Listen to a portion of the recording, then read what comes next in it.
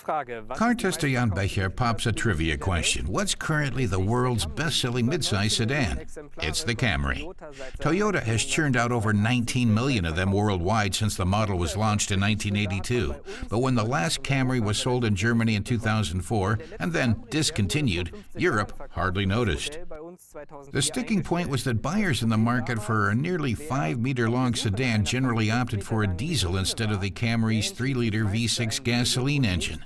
But times change, and now the Camrys come back to Europe as a full hybrid. Und so feiert der Camry jetzt als Vollhybrid sein Comeback in Europa. Toyota's taking a cautious approach to the Camry's return and is counting on selling just 12,000 units the first year in all of Europe. That compares to about 700,000 sold annually worldwide. The Japanese car maker is also targeting a very specific group: taxi drivers. City traffic is where the new full hybrid can use its low fuel consumption to the best advantage and leave the hard work up to the electric motor. It can cover about half the trips taken in normal conditions on electric drive only, achieving a total system performance of 160 kilowatts together with a 4-cylinder, 2.5-liter gasoline engine.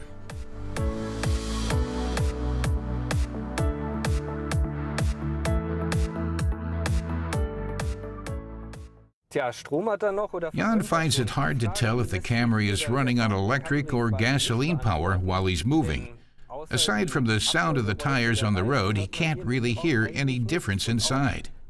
Nor does he notice any change when the car automatically switches from electric to combustion power. Everything's very smooth and quiet inside, but he admits the automatic, continuously variable transmission took some getting used to. It felt to him like a rubber band was pulling the car, because the engine gets louder before the added thrust kicks in. Wie wenn der Motor einfach erstmal nur laut wird und erst dann für Vortrieb sorgt. The larger gasoline engine allows the Camry to shift a lot more evenly and harmoniously than the less powerful one in Toyota's Prius hybrid, even though it has a continuously variable transmission as well.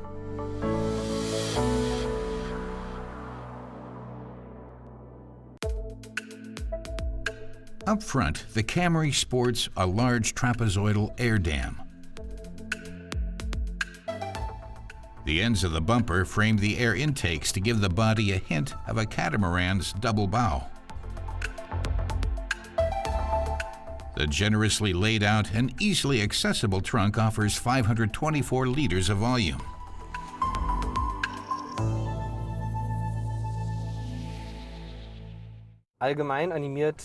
This Camry makes Jan feel more like cruising easily down the road than racing around. He puts that down to a powertrain that's designed for efficiency and a very comfortable suspension. But even though it was fine-tuned especially for Europe, he can still tell the model was developed primarily for the American market. It smooths over the bumps in the road quite nicely, but at high speeds, its body tends to start moving around. The Camry has profited from the carmaker's new TNGA, the Toyota New Global Architecture platform that the carmaker is integrating into the body structure of many of its other models.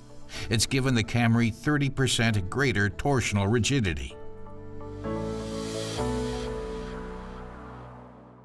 What Jan notices first about the interior is the high-quality workmanship, but he also notices that some features, like the sat-nav, the display's resolution, and even the buttons for the heated seats located down on the console, they all look a little dated.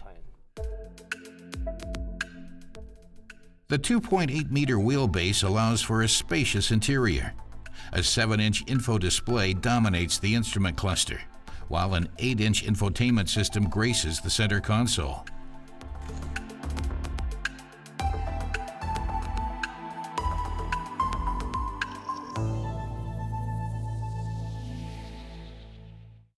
Abschließend kann man sagen, Jan der Camry concludes that the empfiehlt sich full vor allem als hybrid Camry would serve well as a cruising sedan for traveling, although its low fuel consumption and emissions ratings are best appreciated in stop-and-go city traffic.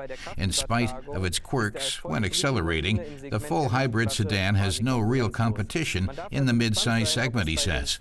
So it'll be interesting to see if Toyota will stick with the 12,000 annual units it's planned for, or if the full hybrid Camry will soon become a more common sight on Europe's roads.